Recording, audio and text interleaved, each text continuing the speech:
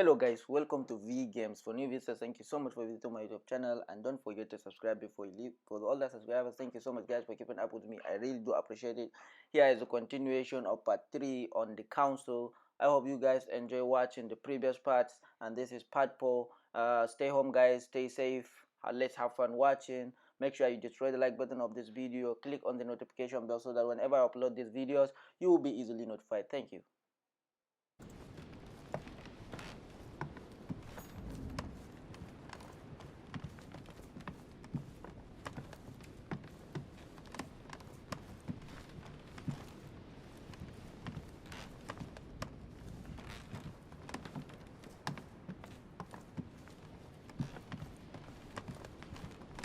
That's the door to Elizabeth's room.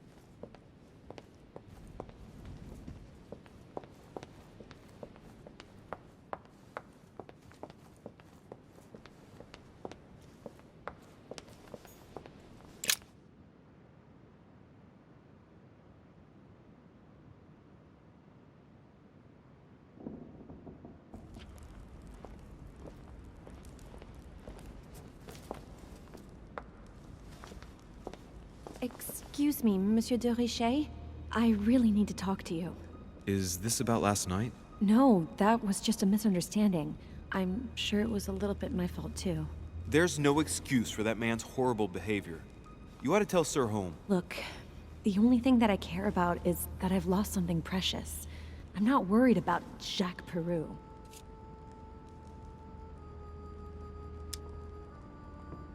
I'm sorry. I should have stopped him from beating you. What's done is done. It was my fault, not yours. Don't say that. It's never the victim's fault. Look at your eye. My eye's nothing. Last night, I found out that your mother was on the island. What are you doing here?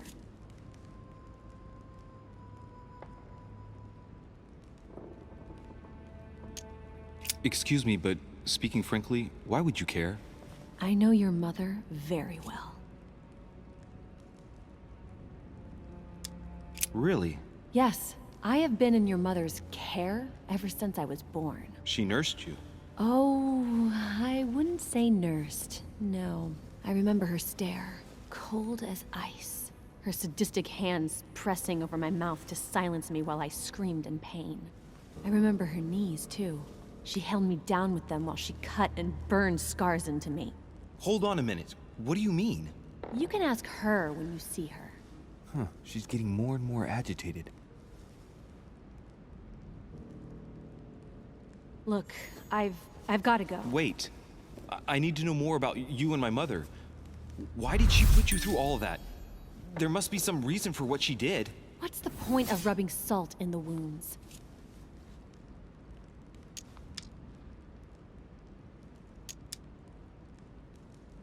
I want to find out what really happened. No, you really don't want to know what your mother did when I shed my first blood at puberty. On the contrary, you can tell me anything. Let me be my own judge. I know your little game. You're no different from the rest of them. You couldn't give a damn about me. The only thing you're interested in is finding out about your mother. Don't say that. Not everyone wants to use you. Some people care about you, don't they?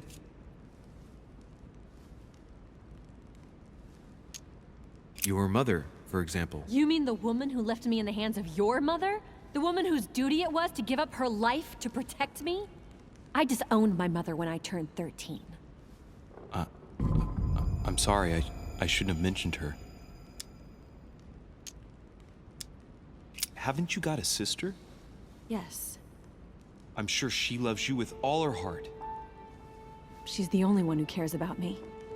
I would have put an end to it all by now if it weren't for her.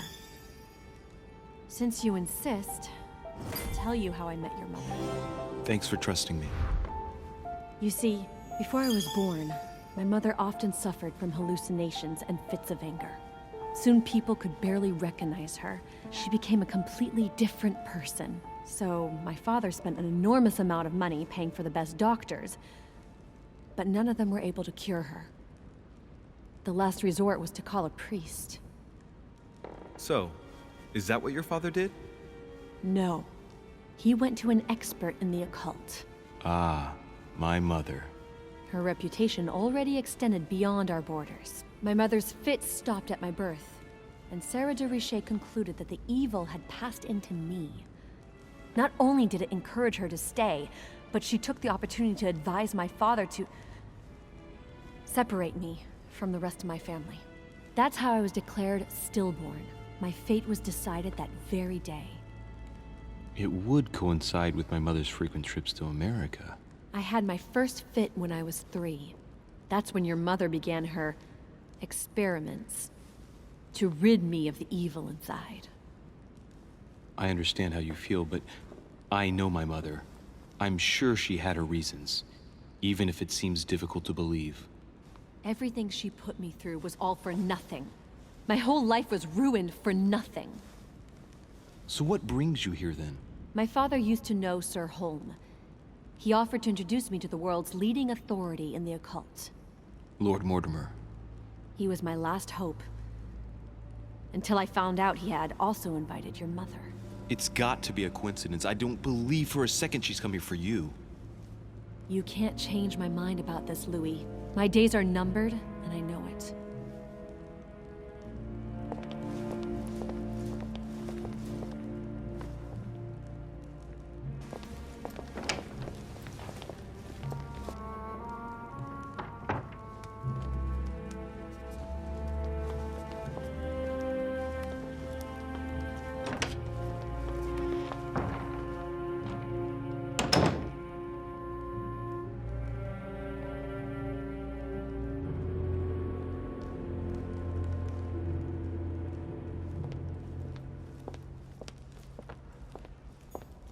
What can I do for you, sir? I am at your service day and night, sir.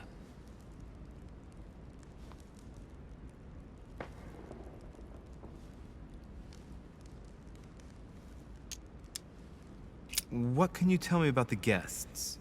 Do excuse me, sir, but I am bound by discretion to say nothing about Lord Mortimer's guests, sir. Perhaps, would like to know something else?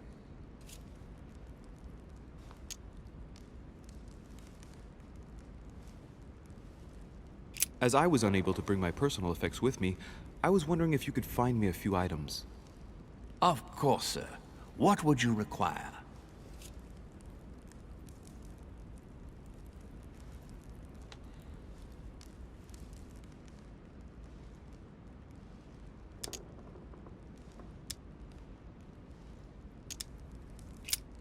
What's that book you're hiding in your jacket? The Sorrows of Young Werther by Goethe, sir, and I am not hiding it. Hand it to me, please. It is damaged, sir. I would never dare lend sir a book in such a pitiful state, sir. I took it to restore.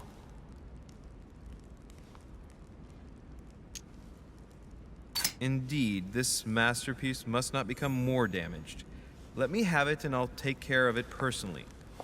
I love antiquarian books. It bothers me somewhat. It isn't sir's job to take care of it, really. No, but I would love to. You'll be doing me a favor by letting me have it. In that case, sir, I shall leave it in your care with pleasure.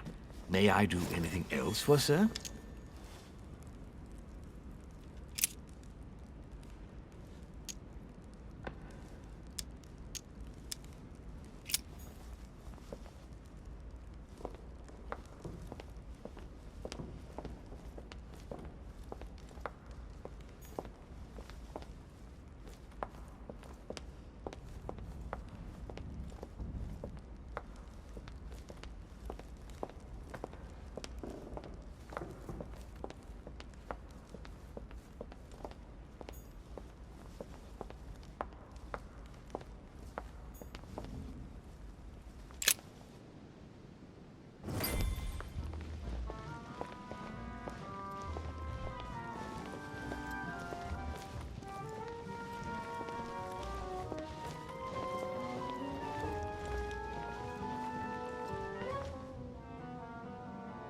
Dear friends, I bid you welcome.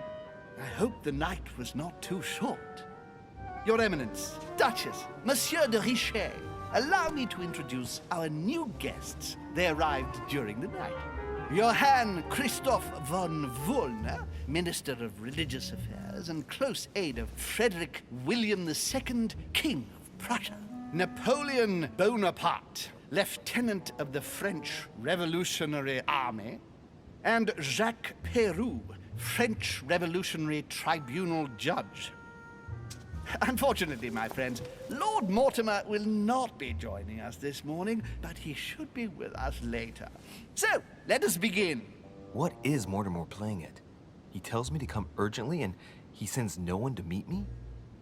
Who does not know of her, sir? Better that way. Peru looks totally out of place here. Crossing for you. He's counting the 10 sets of cutlery around each plate? The man is completely lost. Thank you again for the wine, Your Eminence. It is served every day at the king's table. I am delighted to hear it. Volner and Piaggi seem to be getting along well. My dear Johann, how are you? Glad to make landfall at last. And yourself? Very well. And your husband? He's poorly. The French Revolution gives him terrible headaches. Oh, I understand. I shall feel better too, as soon as the situation is settled. If by chance the French crisis is emulated in Berlin, there will always be a refuge for you in London, my dear. Your offer does you honor, Emily. But London is much closer to Paris than Berlin. Beware. The French are capable of sailing up the Thames straight to the Houses of Parliament. Oh, my friend, I am shaking in my clogs. Show us your... And you haven't seen anything yet.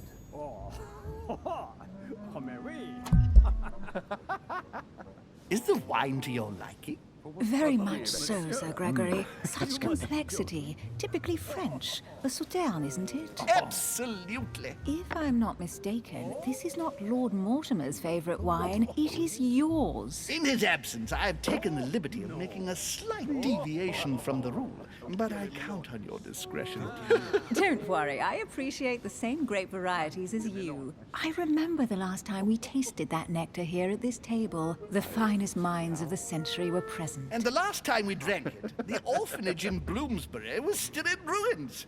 Would you repeat that? Oh, well, I put some small effort into the works. The orphanage reopened just before Christmas. The bedrooms, washrooms, and the classrooms had all been refurbished. I don't know what to say.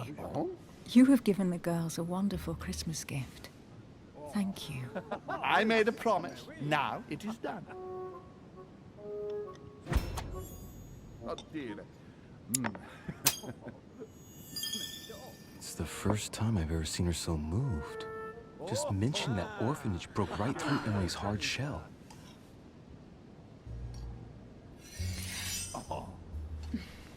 Is everything all right? Yes, thank you. I had a moment of absence, but here I am again. Show us your teeth. No. What do you think of Volner? The Prussian king is his puppet. I find it hard to believe the king of Prussia is so weak. Be careful. Volner is as influential as he is dangerous. You seem to know each other well. We used to work together. I see. What are you doing out there? Of course. Have you any information on this Napoleon? And you, sir?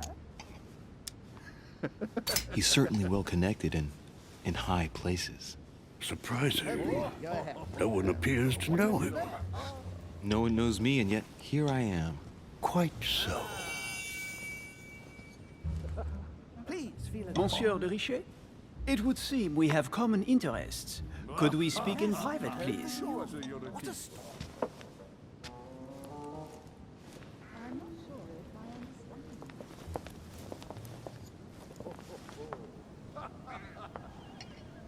for myself, I did not Lord Mortimer and the Golden Order, through your mother, have concluded a financial agreement. Stay composed, Louis.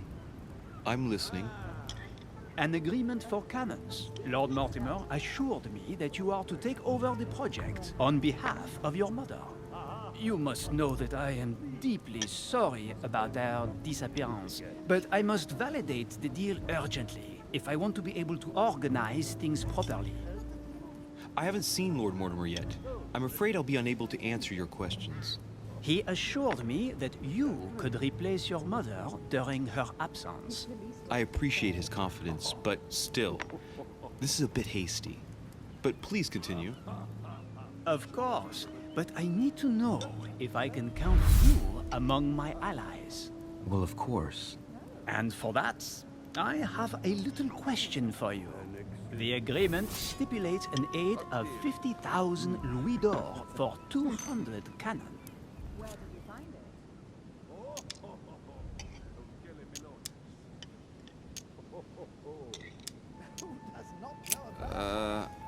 I don't know. Maybe you ought to speak to my mother. Oh, what a pity. I was hoping you would be up to the challenge. Too bad. I have one last question I would like to pose to you. We don't know each other yet, you and I. And I need to make sure that we both share the same vision for the future of France.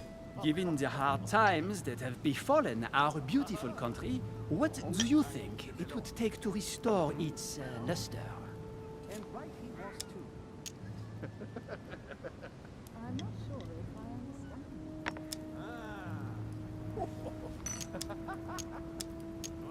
It's time for Girondin and Montauban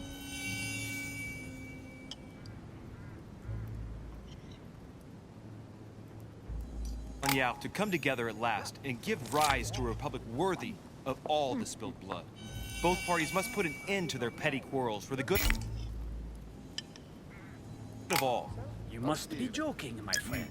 Neither side will ever accept the advice of the other. It's simply a lost cause. I think there must be a misunderstanding. What do you mean? I cannot believe that Lord Mortimer advised me to speak to you. I must have misunderstood. Excuse me, please. Bravo, Louis. Total fiasco.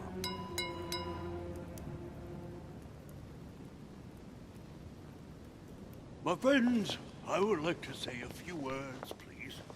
I would like to thank Lord Mortimer, and you, Sir Holm, for bringing us all together here. Those of us for whom it is not the first time here, like me, are all trembling in sweet anticipation of the arrival of our host. For the rest, I would like to reassure you that Lord Mortimer always has a few surprising projects to propose. But I can assure you that each and every one of us has always benefited from them. The last time I came to this place, Lord Mortimer offered to help me in my electoral campaign for the presidency of the United States. And it is eminently clear that his support was an invaluable aid to us. We are here among like-minded people. So let us put aside the conflicts in which some of our nations find themselves at present. So I raise my glass in honor of you all, my new and old friends. I trust you shall not be disappointed, Mr. Washington.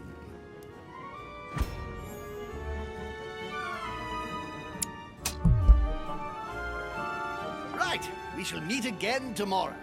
All the guests will be present, as well as Lord Mortimer, I hope. Until then, I trust you will find plenty to keep you amused.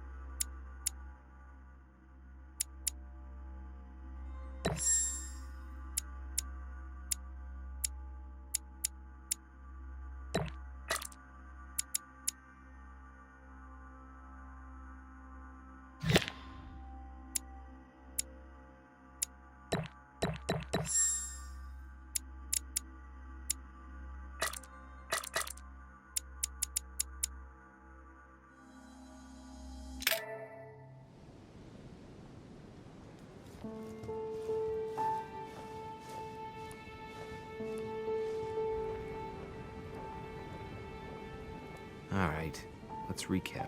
Before dinner, I was going to investigate my mother's message. I've got to find the place where all eyes size you up.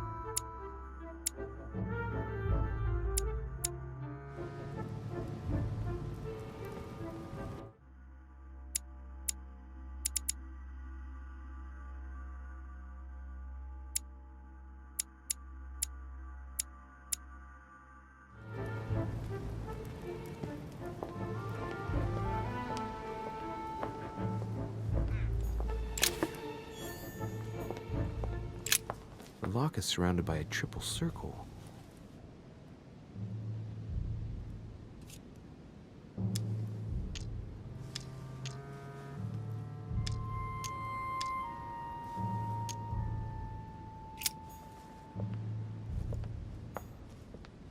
Circe.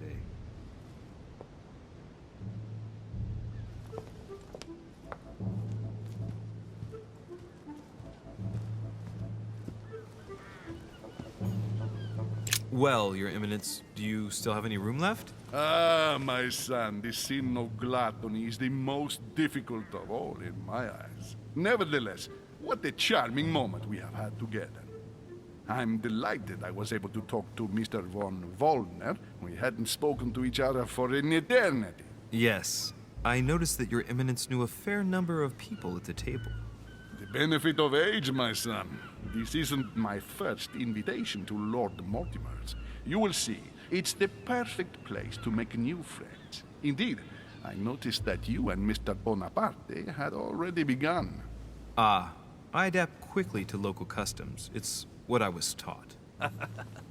And you are right to do so, my son.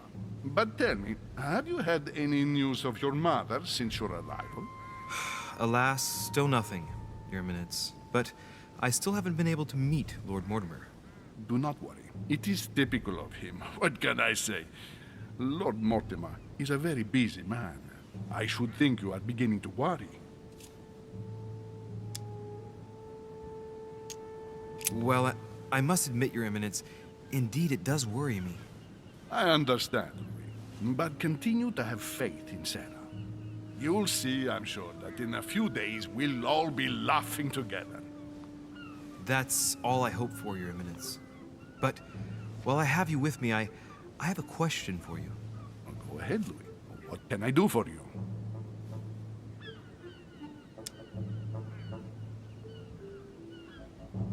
If I said to you, where all eyes size you up, would it mean anything to you? I don't know if it's the place you're looking for, Louis, but it makes me think of the portrait gallery. There's a gallery here? Can you tell me where to find it, please? Of course. Just go through the door at the end. It will lead into the library, continue all the way through, and you'll end up in the gallery. You'll see it, Louis. When you get there, you'll know. Thank you very much, Your Eminence. On that last word, then, I shall leave you to fight your demons. See you later, Your Eminence. See you later, my son.